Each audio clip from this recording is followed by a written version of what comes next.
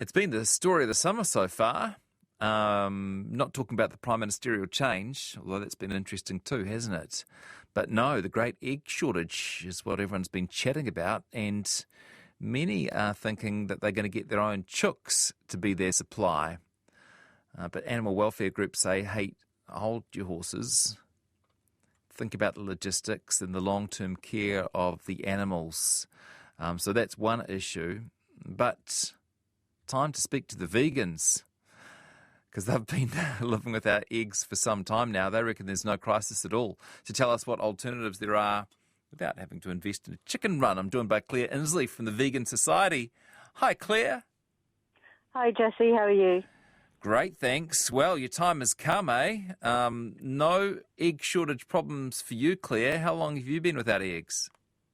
I've been vegan since the year 2000, so coming up 23 years now. So Okay. yeah, And you're keen to, for me. you're keen to point out that this isn't a new crisis for the rest of us either. There have been previous egg shortages in New Zealand. Absolutely.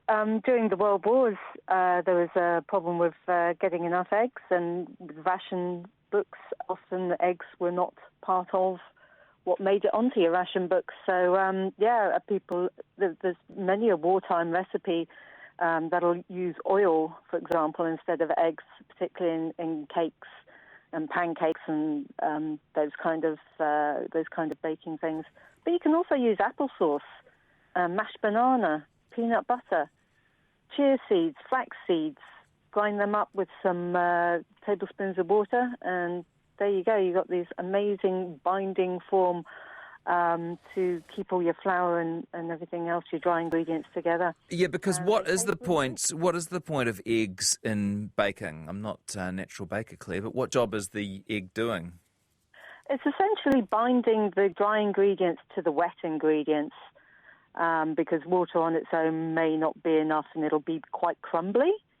So we need something that will emulsify it and bind them all together, and eggs were a great use for that. But so is oil, like any vegetable oil will do.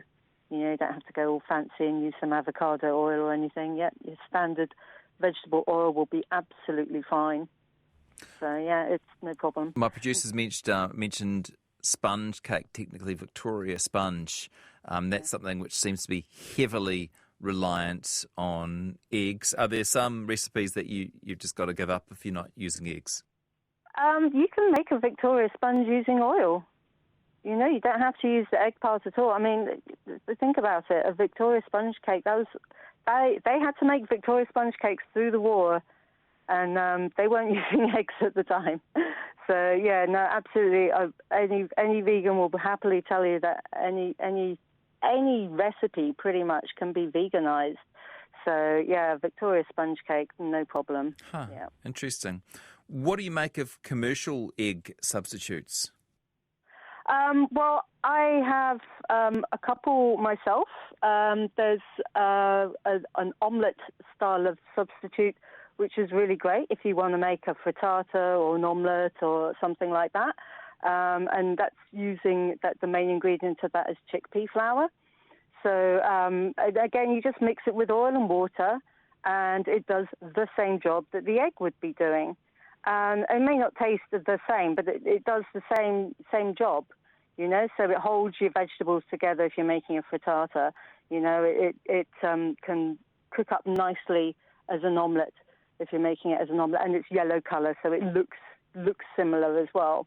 You can also use it in the scrambled eggs. This easy egg.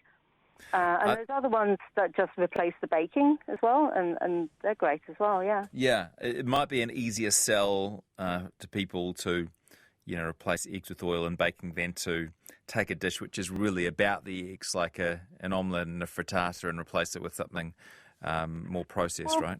We can even have vegan pavlovas, which you're just using the aquafaba, which is from chickpeas. I was waiting to see how long it took before we talked about aquafaba. Go on. Well, I've made meringues using them, and it's great. I've even used it in a mayonnaise recipe. It's you might have to you might not make it work the first time, but that's often the way with cooking. When you try a new recipe, you'll find, didn't quite work out the first time.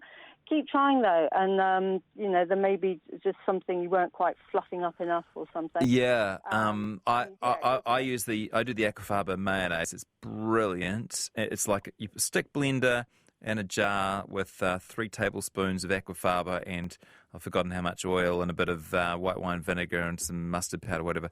And then you just blitz it. Like, honestly, for a few seconds, you got instant mayonnaise. Yeah, exactly. I mean, how easy is that?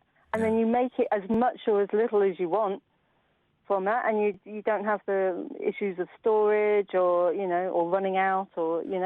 The only thing I'll say is we're talking about the brine from a can of chickpeas, right?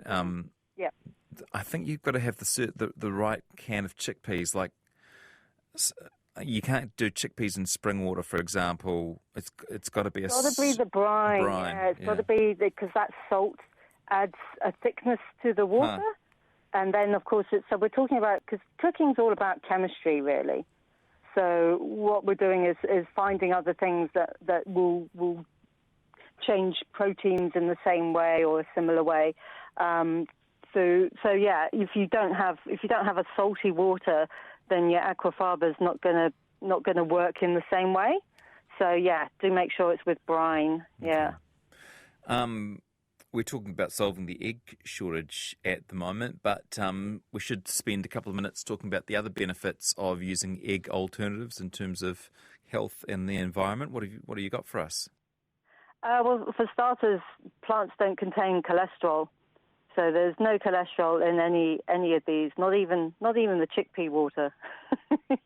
Yeah. So that's a winner for many people. A lot of people have high cholesterol, so there you go. No problem.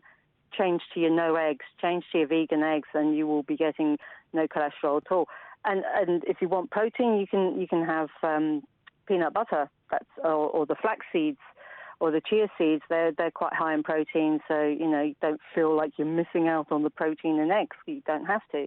There's those other alternatives, and of course, yeah, it is going to be better for the environment because we're not breeding all these chickens just to take their eggs, and they'll be producing lots of urea, which then becomes an issue to deal with. And when it's hundreds and thousands of chickens all together in one place, that can be quite polluting for the land as well as uncomfortable for the chickens.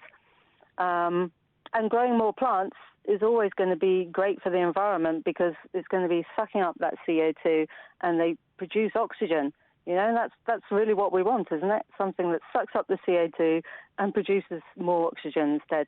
Well, plants do that all the time, so yeah, let's grow more plants.